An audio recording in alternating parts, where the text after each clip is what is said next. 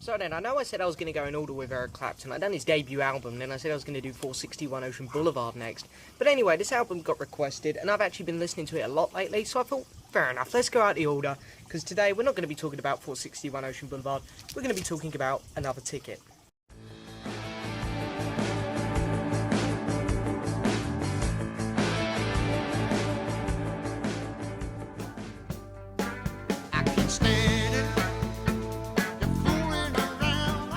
So hello and yes, welcome back to another album review, guys.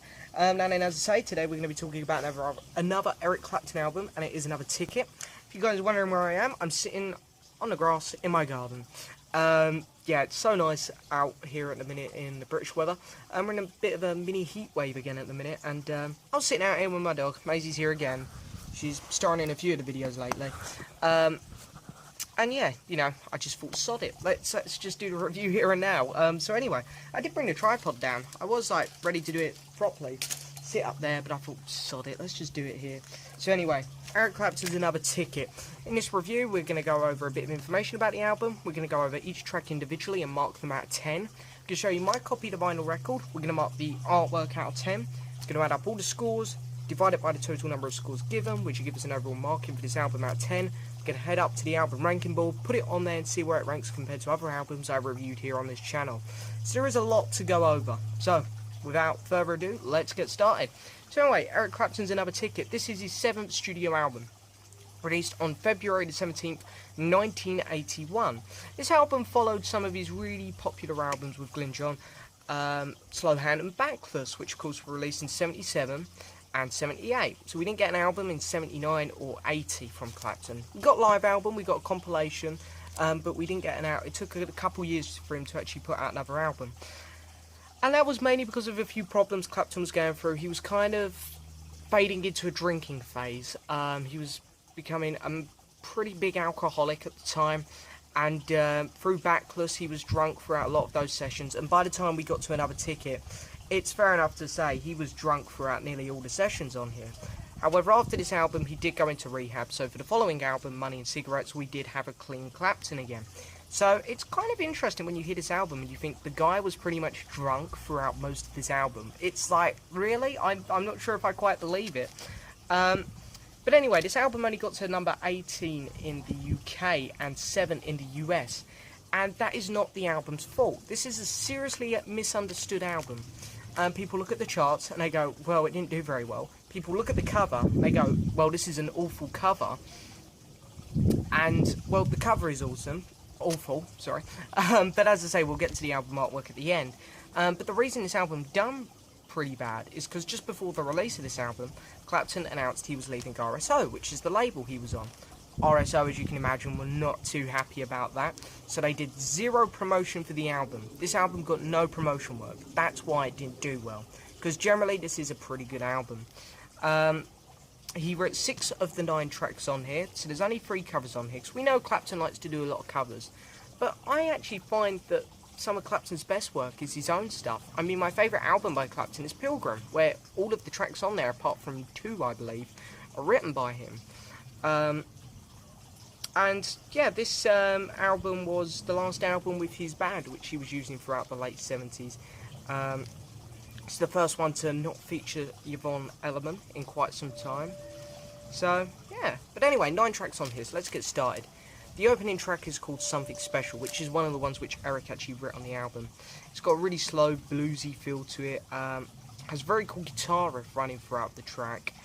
The lyrics are good, just basically about someone special to Clapton. Whether it was about Pattie Boyd at the time, I don't know, because generally there's barely any information out there on this album. I've actually read the whole Eric Clapton autobiography, which was put out in 2008, I think, and he talks about every single album up to Road to Escondido. There's one album he skips in it, and it's this one.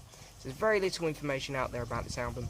But Something Special is a very good song. I like it, as I say, bluesy feel. It's pretty innocent song. I'm going to give that track a 7 out of 10.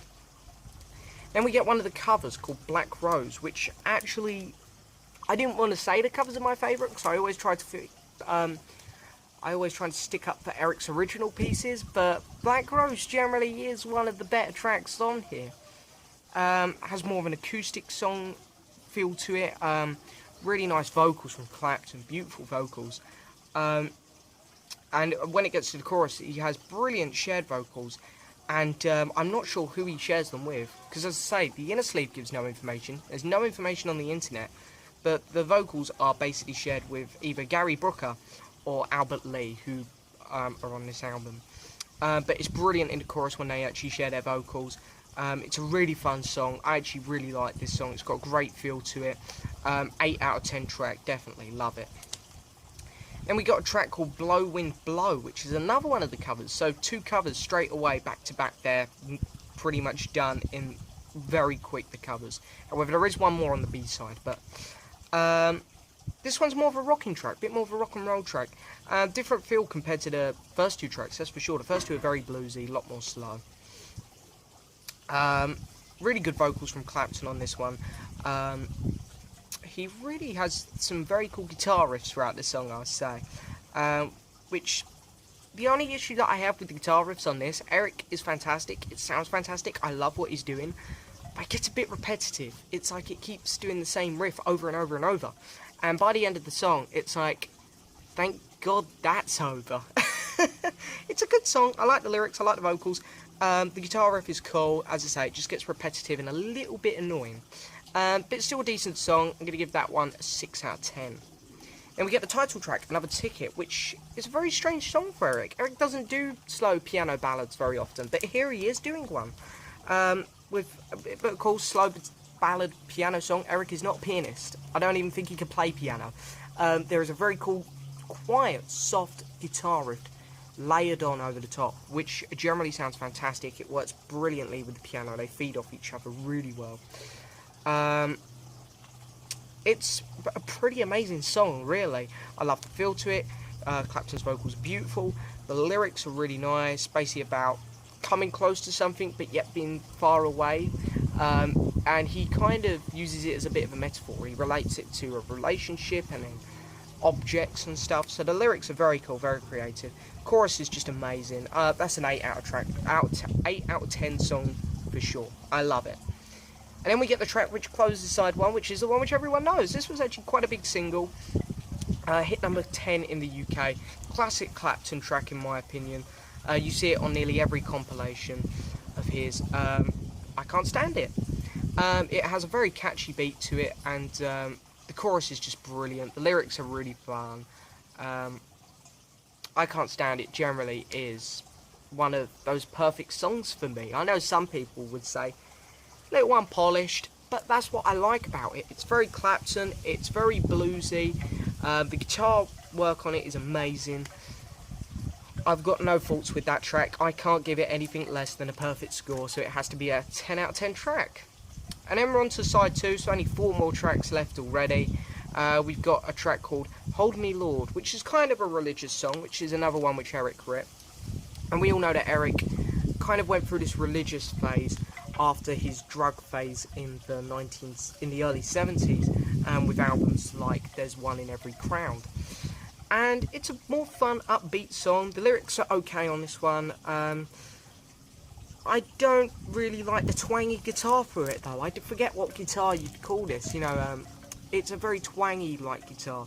And what Eric's doing on it is fantastic, but I would have preferred it to be a normal acoustic guitar. The twanginess to it just gets a bit annoying, and it kind of ruins the song a bit. Because I would have given this song a 7, maybe even on a good day an 8. But the twangy guitarness, it's just not for me, it's just not my taste. And it's not something that Eric uses much, thank God. But yeah, I'm just going to give this track a 6 out of 10. Then we get the third.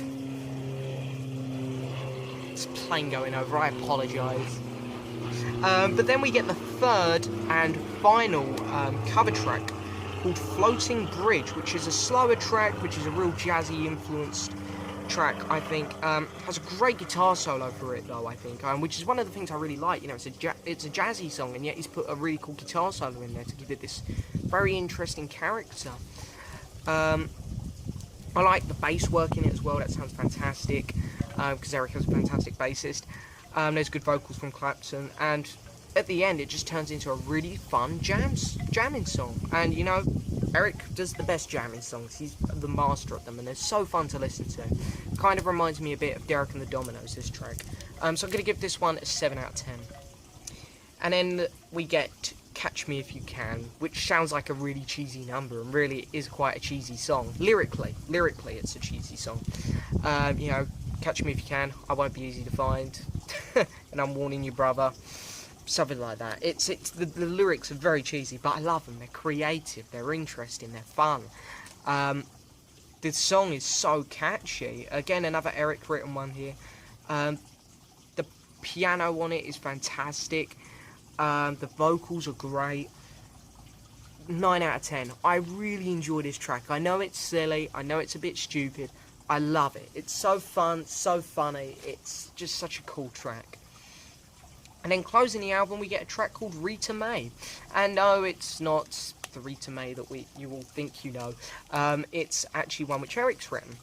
And it's a pretty good song. It's a much more upbeat, rocking song than previous tracks on the B-side.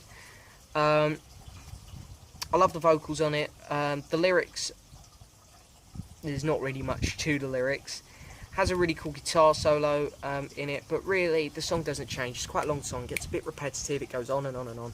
Other than that cool guitar solo in the middle, the song really doesn't change much. But it's a good song, the vocals are good, it's a very catchy song, so I don't want to be too negative on it, so I can't go under a 5. I'm going to give it a 6 out of 10. But anyway, those are the 9 tracks. So now it's time to have a quick look at the vinyl. Now then, I have the new remastered vinyl of this in the Eric Clapton vinyl box set, and I'll put a link in the description to that video if you want to check that out. I also have the remastered CD of this, which I forgot to bring down. But this is my original US copy, American pressing. I actually don't have an original British pressing of this album, which I really need to change. But you see this album out and about in cheap bins, so I'm just going to wait till then. No rush to pick up a British copy of it. The album artwork, however, is dreadful.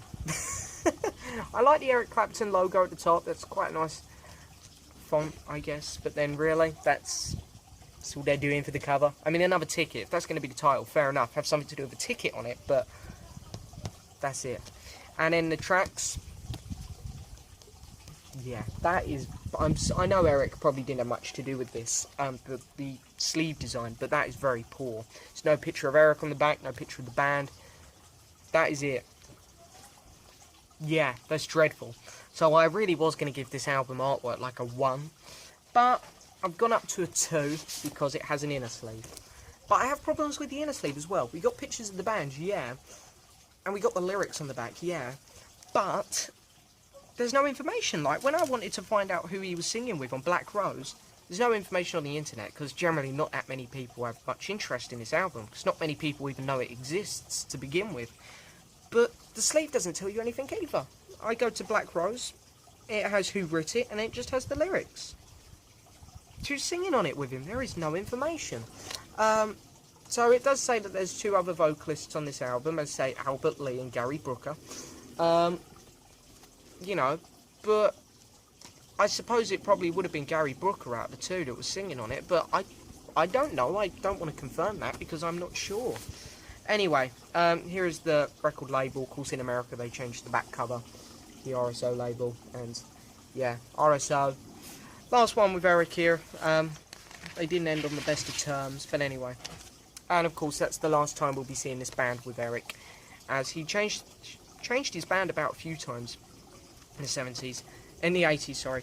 But anyway, that is it for this album. What I've done now is I've added up all of the scores and divided it by 10 because there's 9 tracks and then the album artwork. This album out of 10 is going to get a 6.9. Yeah, I can see some of you laughing, come on. So 6.9 for Eric Clapton's Another Ticket. Now what we got to do is we've got to head over to the album ranking board, put it on there and see where it ranks compared to other albums I've reviewed here on this channel. So then here we are back over to the album ranking board, of course, and here it is. Eric Clapton's Another Ticket on a 6.9. Stop laughing. Anyway, 6.9, it's going to go right there under Lindsey Buckingham's Go Insane, which is on a 7.1. So let's have a look at what it's beaten out. It has beaten out Phil Collins' Hello I Must Be Going. It's beaten out George Harrison's 33 1/3. Phil Collins' Face Value, The Electric Light Orchestra, Steve Winwood, Wings, Wildlife, The Who, Face Dances, John Lennon and Yoko Ono, Sometime in New York City, and Fleetwood Mac, Behind the Mask. It's just been beaten out by one singular point, Paul McCartney's debut album, Peter Gabriel's So, and let's have a look at other Eric Clapton related ones on here. We've got, on a 7.3, just beating it, his debut album. His most recent album, I Still Do, on an 8.3. Back Home on an 8.8. And then right at the top there on a 9.4, Derek and the Dominoes Later and Other Assorted Love Songs.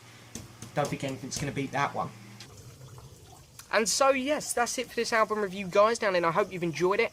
Not many people actually know about this album. Not many people know it exists. And it generally is quite a fun album. I really enjoy it. It's not one of Eric's best, but it's not one of his worst. So I'd highly recommend it. But anyway, that is it for this album review, of course, guys. I hope you've enjoyed it. Please hit the subscribe button, like the video, and leave a message. And I'll see you guys next time.